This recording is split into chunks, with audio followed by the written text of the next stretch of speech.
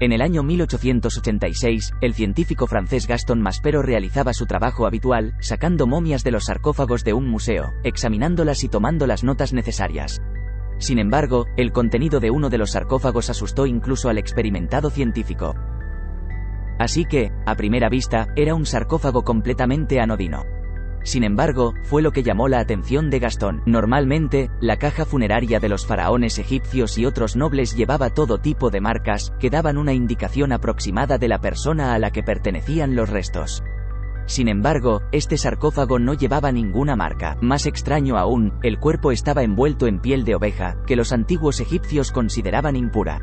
Gaston Maspero desenvolvió la momia y lo primero que descubrió fue que tenía los pies y las manos atados por alguna razón desconocida. Cuando Gastón volvió la mirada hacia la cabeza de la momia, encontró su rostro congelado en una expresión de grito.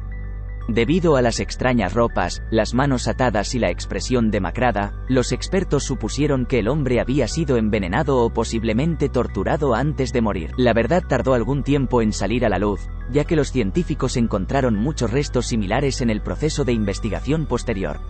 Resultó que esa expresión facial de grito no tenía nada que ver con la dolorosa muerte de la persona momificada. La cuestión es que si la mandíbula no se fijó específicamente en el proceso de momificación del cuerpo, se abriría de forma natural durante la descomposición, que es como se produjo el grito. Así que una momia con una expresión facial terrorífica, tiene una explicación perfectamente lógica y nada que ver con el misticismo. Gladiadores sin cabeza. Durante unas excavaciones arqueológicas en la provincia de York, en Inglaterra, se descubrieron varios esqueletos. Todos pertenecían a hombres de 45 años. Este hallazgo no habría sido tan sorprendente de no ser por una circunstancia importante. Todos los esqueletos carecían de cabeza y el cráneo faltaba o estaba situado en la zona del tórax o en las piernas del esqueleto. Posteriormente, los científicos descubrieron que todos los enterramientos podían datarse en el siglo II o IV d.C. La zona formaba entonces parte del norte del Imperio Romano. Como la mayoría de los esqueletos eran altos y mostraban signos de traumatismo, los científicos supusieron que se trataba de huesos de gladiadores. El análisis genético de los 7 esqueletos decapitados demostró que la mayoría procedían del Reino Unido, mientras que uno podría proceder de Oriente Medio. El gran número de heridas, así como la ausencia de cráneo, pueden sugerir que los restos pertenecían a militares. En cualquier caso, no hay una respuesta definitiva a por qué decapitaron los esqueletos. Si te gustan los vídeos con hallazgos interesantes, no dejes de hacérmelo saber dándole a me gusta a este vídeo y escribiendo un comentario. Huellas de una caza de brujas. Los aterradores descubrimientos arqueológicos pueden implicar algo más que huesos y cráneos. Una iglesia del siglo XV de Aberdeen alberga un interesante artefacto. En la capilla hay una columna de piedra de la que sobresale un anillo de hierro. Es posible que este anillo se utilizara para encarcelar a los acusados de brujería a finales del siglo XVI. En esta época se celebraron una serie de juicios por brujería en Aberdeen, y en general en toda Escocia, conocidos como la Gran Caza de Brujas. Unas 400 personas fueron juzgadas y unas 200 fueron ejecutadas, todo en un año. Su muerte fue terrible, los condenados a menudo fueron quemados. Obviamente, muchas de las acusadas no eran brujas de ningún tipo. Los historiadores siguen discutiendo sobre las verdaderas razones del estallido de la caza de brujas en aquella época. A mediados del siglo XIX, el médico y viajero inglés John Ray exploró la costa canadiense del Océano Ártico. Durante el viaje, se relacionó con los esquimales, que le contaron historias de terror sobre una expedición errante cuyos miembros habían perecido en estos parajes. Según los esquimales, se volvieron locos e incluso practicaron el canibalismo. Los restos de los miembros de esta expedición se encontraron más de 100 años después, en la década de los 80 del siglo XX, y solo entonces se pudo establecer con exactitud su identidad. En el siglo XIX, muchos navegantes buscaban el legendario Paso del Noroeste, es decir, la ruta del Atlántico al Pacífico a través del Océano Ártico. La búsqueda del legendario Paso del Noroeste se cobró muchas vidas, incluidas las de 129 exploradores que partieron en busca de una ruta marítima a través del Ártico en 1845. La expedición estaba dirigida por el almirante John Franklin. Al final, la operación fracasó, toda la tripulación murió de hambre, escorbuto e hipotermia, y muchos de los restos mostraban signos de envenenamiento por plomo, probablemente debido a la mala comida enlatada que comieron. Los altos niveles de plomo en el organismo podían provocar vómitos, debilidad y convulsiones, por lo que la muerte de muchos miembros de la tripulación fue atroz. No todos los viajeros fueron enterrados correctamente. Además, el estado de algunos de los restos confirmó que hubo canibalismo entre la tripulación. Un enterramiento masivo vikingo sin cabeza. Los arqueólogos estaban excavando junto a una antigua carretera en la región británica de Dorset. De repente, en lugar de las esperadas rocas o herramientas, desenterraron algo realmente aterrador, una fosa común con los restos de 54 vikingos decapitados. Los científicos comenzaron su análisis registrando claramente la posición de los huesos, momento en el que observaron una rareza en su colocación, a saber, que los huesos de la pierna, el brazo, la cabeza y el torso estaban ordenados en montones separados. ¿Qué ha pasado? Una de las teorías de los arqueólogos era que los aldeanos locales sobrevivieron de algún modo al ataque vikingo y posteriormente capturaron y ejecutaron ellos mismos a los atacantes, enterrándolos después de forma similar. Sin embargo, esta hipótesis no explicaba por qué los vikingos eran decapitados con precisos golpes de espada desde delante.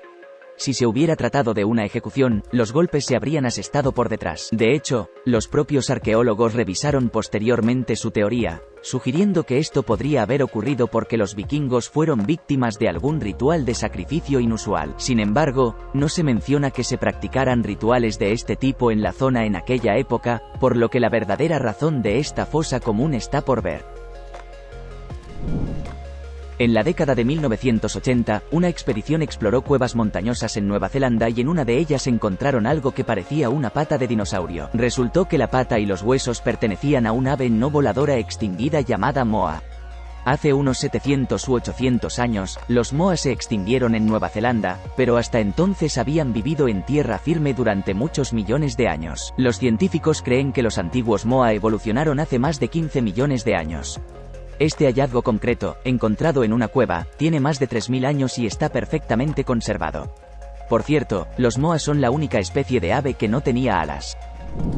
Ya hemos hablado de los aterradores hallazgos asociados a la caza de brujas, pero aproximadamente un siglo después comenzó un periodo de caza de vampiros. La historia real de los vampiros de Europa del Este es posiblemente más espeluznante que los cuentos de Drácula.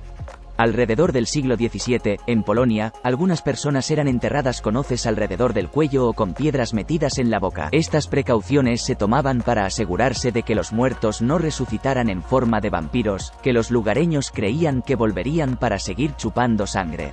Sin embargo, más tarde se supo que algunos de estos enterramientos, atribuidos a vampiros, no tenían nada que ver en realidad. No se encontraron heridas en los restos y los científicos concluyeron que la causa de la muerte de estas personas fue una epidemia de cólera. La frase, armas químicas, solo se oye en relación con los conflictos militares del siglo pasado, pero los arqueólogos han encontrado restos de soldados que fueron víctimas de esta arma en particular hace 2000 años.